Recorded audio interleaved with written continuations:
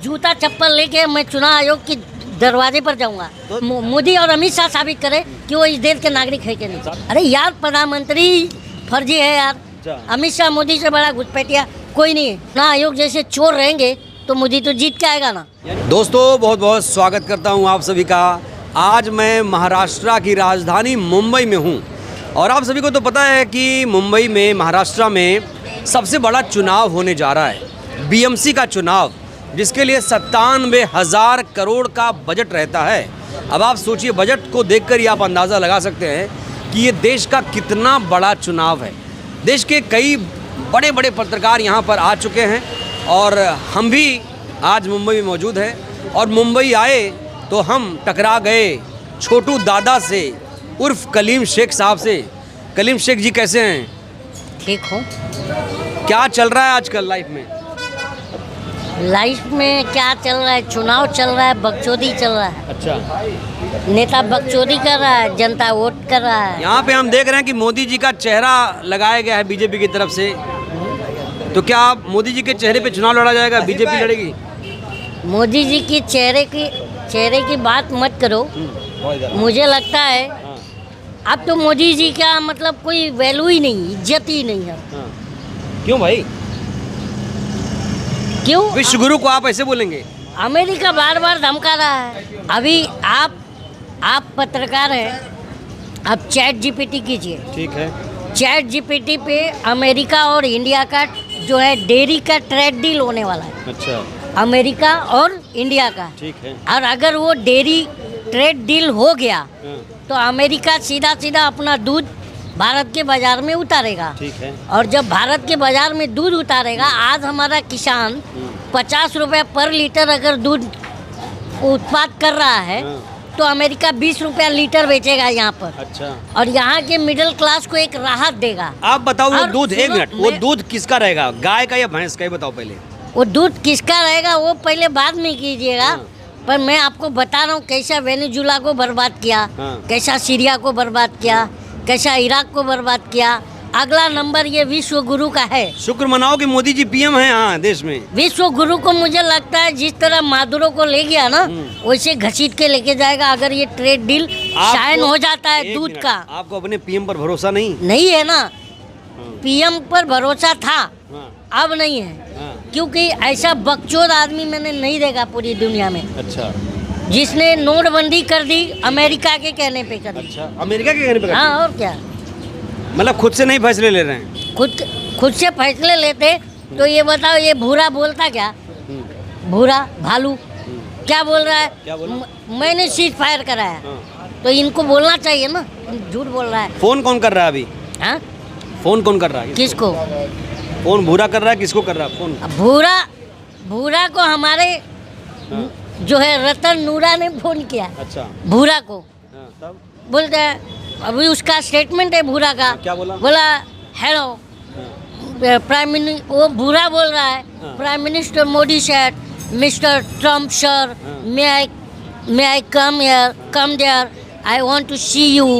तो बोला yes please, ये बोल रहा है। उसका वीडियो वायरल हो रहा है। तो इसका क्या मतलब निकाले आम आदमी? आम आदमी मतलब मोदी जो है रिक्वेस्ट कर रहे हैं ट्रम्प से कि मैं आपसे देखने आना चाहता हूँ, मिलना चाहता हूँ। मतलब विश्व गुरु का डंका फट गया है उस भूरे से, भूरे भालू से। तो इससे अच्छा तो इंदिरा गांधी थी यार। इंदिरा गांधी ने ना अमेरिका के राष्ट्रपति को जूते के नोट पर रखा और पाकिस्तान पर हमला किया और बांग्लादेश तोड़ दिया। आप मोदी जी से क्या चाहते हैं ये बताओ, सिंपल बताओ आप। कि भूरा के दबाव में ना आए। ठीक है। और ये जो ट्रेड डील है मिल्क उत्पाद का, और वो भूरा भालू ये भी बोल रहा है कि जो गाय भैंस को जो चारा आएगा वो भी अमेरिका से आएगा। अच्छा। तो अब जब ज़्यादा डिपेंड हो जाएगा भारत उसके ऊपर, उस अमेरिका देखो अमेरिका करता क्या है? क्या करता है? वेनेजुला में क्या किया उसने? अमेरिका एक साल के अंदर ये नहीं किया है, कम से कम 20 साल लगाता है उस देश में। अच्छा। इन्वेस्ट करता है, फिर इसको बर्बाद करता है। अभी कैसा भारत में दूध उत्पाद करेगा तो भारत का 10 करोड़ किसान, कितना? 10 करोड़ किसान दूध उत्पाद पे जीवित होता है। मालूम है आपको? किसान तो 10 करोड़ तो सीधा बर्बाद करेगा। अमेरिकन कंपनी भारत में अच्छा, आप आके मोदी दूध जी को बेचेगी। किसान हितैषी मानते हो कि नहीं? किसान हितैषी मानता, अगर ये किसान हितैषी होते तो दिल्ली में 750 किसान मरते, अरे 700 किसान नहीं मरे। कि 75? 750 किसान मरे। उसके लिए 750 उसके लिए जिम्मेदार दिल्ली- आप किसे मान रहे हो? किसके? रतन नूरा। रतन नूरा। हाँ, वो रतन है, नूरा। आपसे मैंने सवाल ये पूछा कि मोदी जी की होर्डिंग यहाँ क्यों लगी है बीएमसी चुनाव में?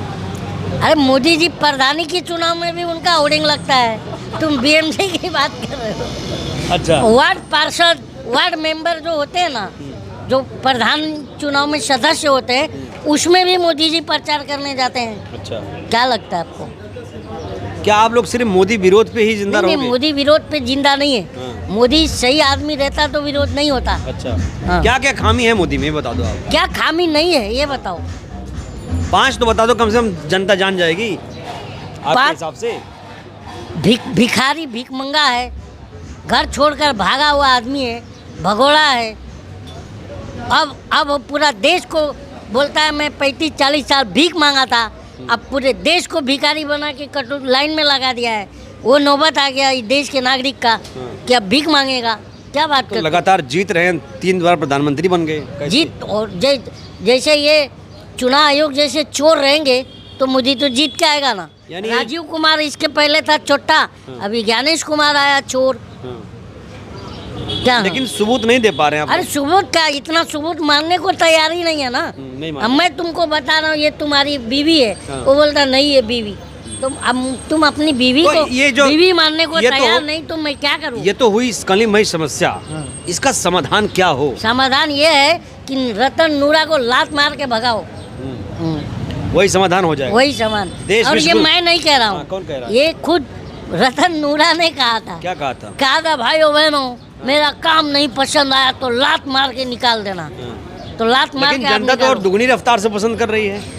ईवीएम, चुनाव आयोग और ये लोग पसंद कर रहे हैं। अच्छा। और इस देश का जो है भ्रष्ट तंत्र क्या है? अच्छा, अभी तो ट्रिपल इंजन की सरकार है कि डबल इंजन महाराष्ट्र में?